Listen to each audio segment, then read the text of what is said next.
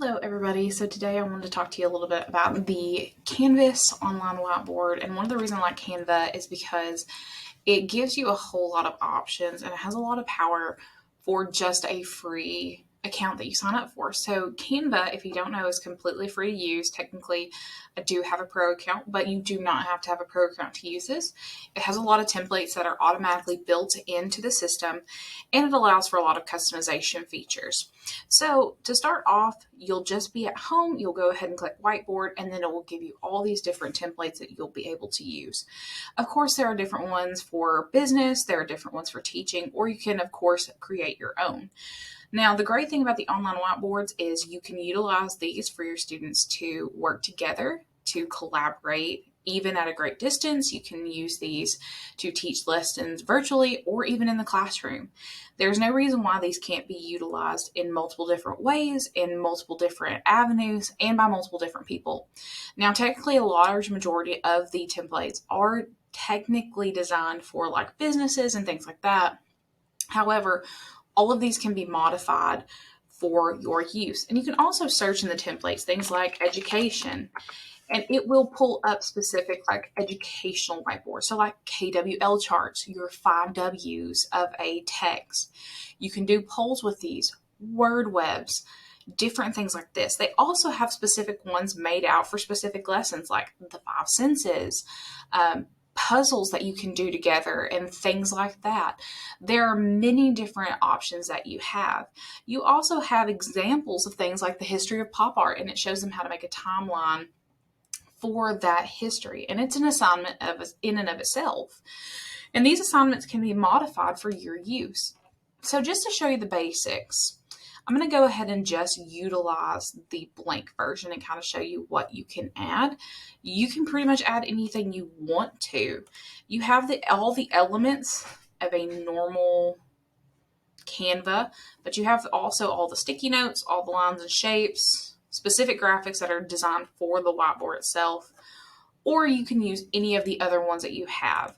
So you can use any of these like back to school ones like I've pulled out, or you can use things like sticky notes. The choice is up to you. To add things in, all you have to do is double click it and it's there. And you can have as many as you want. You can change their shape. You can change how big they are. I do like that the sticky notes, because this is a collaborative effort and because these are meant for you to use together, they will automatically have the name of the user who is using them. So specifically with my account, it says my name at the bottom of the sticky note.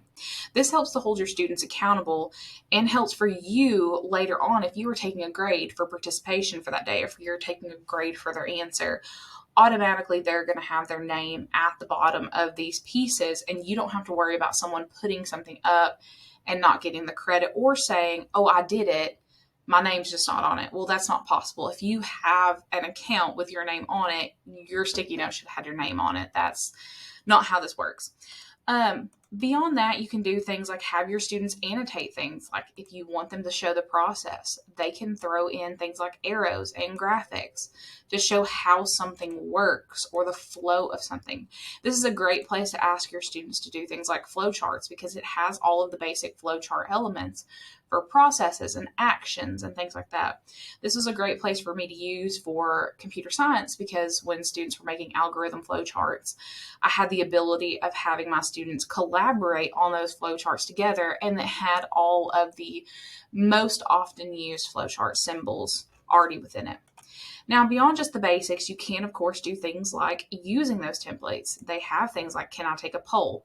And when you click that, it's going to show you all of these different pieces to this template. So it actually has, on this one, the take a poll, has different voting boards, and you can customize these in whatever way you want to. If I decide that this is not the template I want to use, I can just click another one and it'll add in that other one. And you can either move over to that new piece, or you can go ahead and delete the old piece and start over. I'm definitely not one that likes the big piece of the whiteboard. I like it to be kind of narrowed in, so I'm the type that I would delete as I go, but again, that's up to you.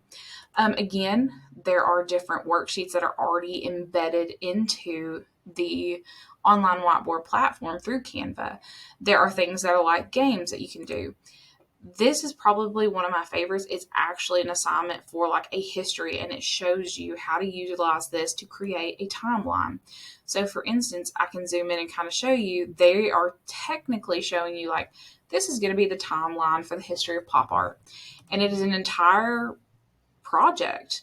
I mean, you have the ability to do an entire unit inside of one whiteboard. So you have the overview of what like pop art was, and it gives you the instructions like as a small group, give me your timeline using the artwork that you've seen. Then select one of them from your artwork timeline, duplicate it, and it's showing you specifically how to use this to duplicate it. And you're pulling it over here for a close-up, and it's describing how to do things over here. So you're going to select one of your pop art timeline artworks, copy and paste it, use the sticky notes, write down features and things like that. Even though this is pre-made, this can be easily tailored to a variety of different moments in history. For instance, you could change the history of pop art and completely change this to the history of banking, the history of segregation in schools, and you can go through and have your students utilize this to make their thoughts have a focus, make their thoughts have a flow. And this is a great way for students to be able to collaborate together in a low intensity environment. Especially if you're teaching online, students are able to collaborate at any great distance, or even if you just want them to collaborate across a classroom.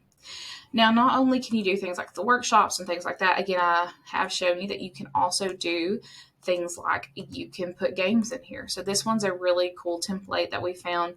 It's called the Camping Night Adventure, and it's a complete game inside of your whiteboard. Now, the answer key does pop up, so you'll want to like edit it before you send it out to your students, but it's like a logic puzzle inside of the whiteboard. This is a great way where, again, if you're teaching at a distance, if you're teaching online, you have the ability to like get your students together, bond with your students, build those relationships that are so hard to cultivate using an online platform, and you have the ability to be able to do something that will help you to get to know your students.